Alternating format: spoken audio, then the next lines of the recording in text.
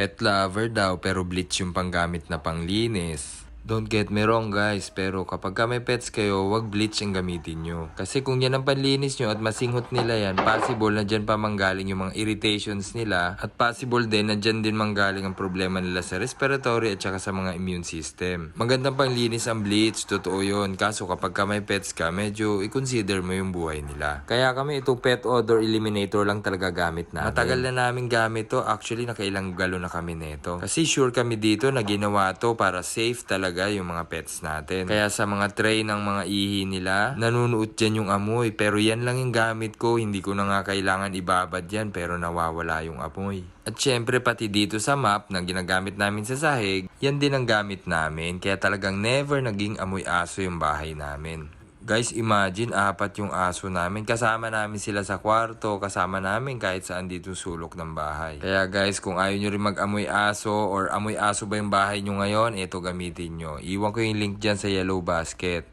Check out nyo na.